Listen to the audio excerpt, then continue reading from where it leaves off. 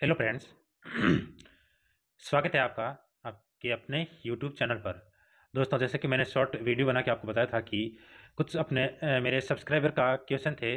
उस क्वेश्चन के बारे में मैं आपके लिए एक सेशन लेकर आऊँगा और उस क्वेश्चन आंसर उसका आंसर है जो मैं आपको इस वीडियो में दूंगा। तो दोस्तों, वीडियो के अंत तक बने रहें। अगर आप हमारे चैनल पर नए हैं तो चैनल को सब्सक्राइब कीजिए और बेल आइकन दबाना न भूलिए। दोस्तों, अ, जैसा कि आपको पता है कि मैं इंडियन रेलवे में एक ट्रेन मैनेजर के पोस्ट पर है जो कार्यरत हूं और वर्तमान में साउथ ईस्टर्न रेलवे में आगरा डिवीज़न में पोस्टेड हूं। दोस्तों, मेरे इंस्टाग्राम, सोशल मीडिया के कुछ प्लेटफॉर्म और यूट्यूब के वीडियो के कमेंट बॉक्स में कुछ सब्सक्राइबर के क्वेश्चन थे। उस क्वेश्चन को लेकर मैं आज आपके सामने आया हूं और कोशिश करूंगा मैं अपनी कि आपके उस क्वेश्चन का आंसर मैं दे पाऊँ। तो दोस्तों, जो पहला क्वेश्चन था मेरे सोशल मीडिया फॉलोअर्स के द्वारा कि सर 12वीं पास के लिए कौन सी पोस्ट होती है और 12वीं पास के लिए कौन से पोस्ट के लिए हम अप्लाई कर सकते हैं। तो दोस्तों, रेलवे में 10वीं पास, 10वीं, 12वीं और ग्रेजुएशन तीनों लेवल के लिए अलग अलग वैकेंसी निकलती है।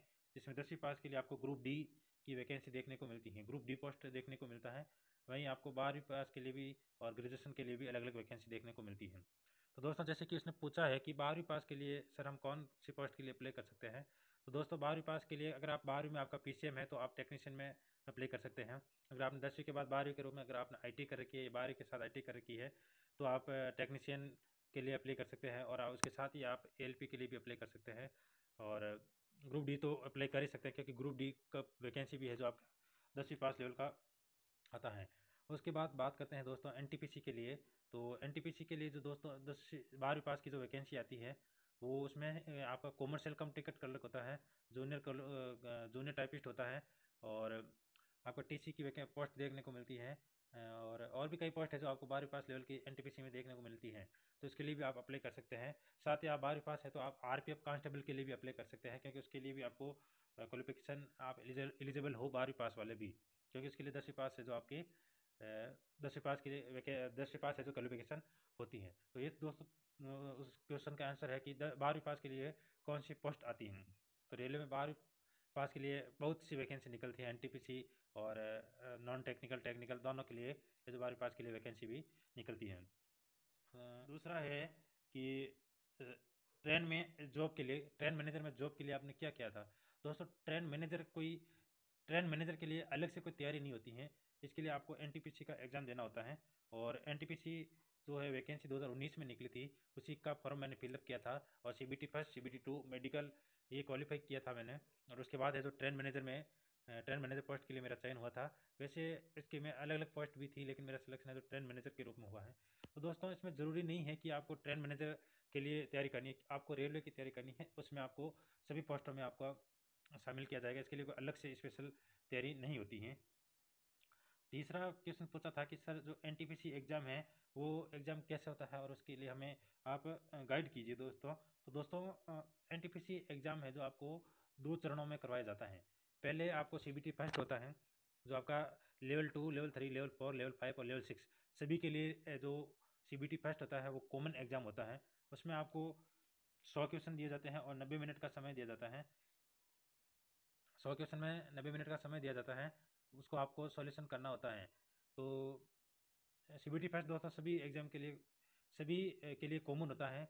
और सीबीटी टू जो होता है, सीबीटी टू वो लेवल वाइज अलग अलग आपका कंडक्ट करवाया गया था। इस बार लेवल 2 का अलग करवाया गया था, लेवल 3 का, लेवल 4 का, लेवल 5 का और लेवल 6 का।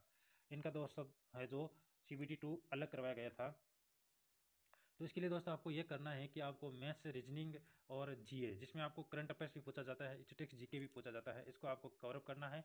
और इसको मैथ और रीजनिंग को आपको 100% देना है ताकि आपका जो इसका स्कोरिंग मार्क्स है वो कवर हो जाए। और जीए आपको हिस्ट्री, जियोग्राफी, पॉलिटिकल साइंस और करंट अफेयर्स, इन सभी से आपको जो जीए में क्वेश्चन पूछे जाते हैं।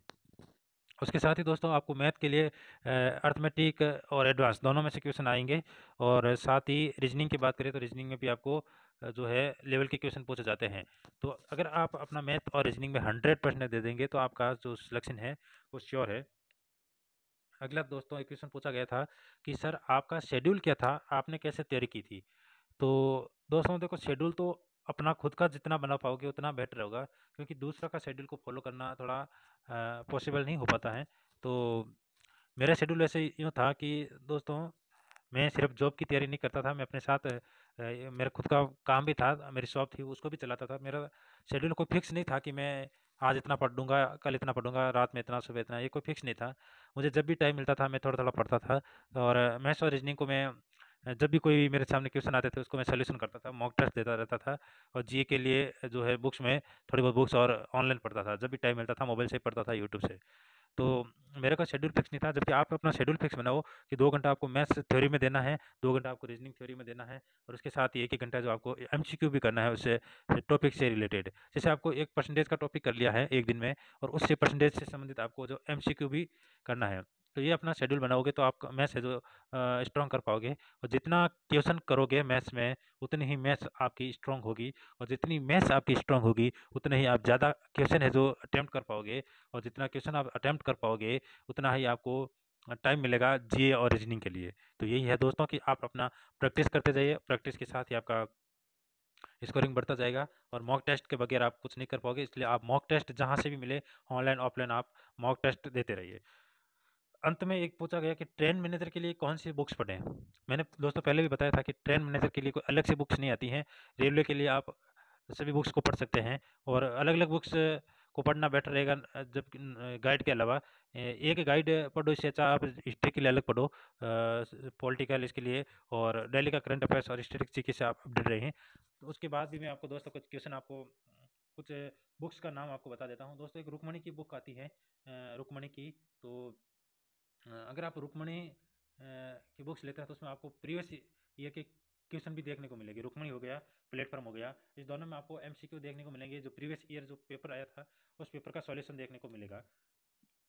किरण पब्लिकेशन दोस्तों, किरण पब्लिकेशन थोड़ा लेवल होता है क्वेश्चन का, लेकिन रेलवे और एसएससी के लिए बेस्ट माना जाता है एमसीक्यू वाली किरण पब्लिकेशन।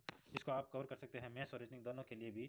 और अगर आपको बेसिक से मैथ और रीजनिंग करनी है तो एक बार आप मथुरिया को करिए। लेकिन दोस्तों ये है कि मथुरिया का आप जितना जल्दी हो सके उतना जल्दी आप उसको कवर करना पड़ेगा, क्योंकि उसको ज़्यादा दिन तक लेकर बैठना मतलब अपना समय बर्बाद करना है, क्योंकि उसको आप बेसिक के लिए ही, मैथ्स और रीजनिंग के बेसिक के लिए कर पाओगे।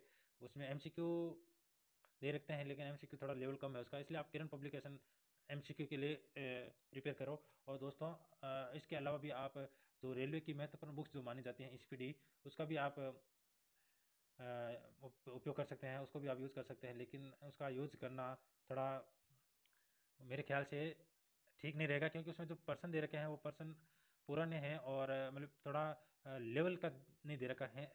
जो इस बार इस समय जो पर्सन पूछे जाते हैं उसके अकॉर्डिंग जो स्पीडी में क्वेश्चन नहीं आते हैं, फिर भी आप उसको एक बार पढ़िए, क्योंकि आपको पता चलेगा कि पर्सन कैसे होते हैं और रेलवे में कैसे पर्सन पूछे जाते हैं। दोस्तों कैसा लगा वीडियो? वीडियो अच्छा लगा है तो वीडियो को लाइक करें, मेरे चैनल को सब्सक्राइब करें, शेयर करें, और अपने सुझाव है जो कमेंट बॉक्स में ज़रूर बताएं।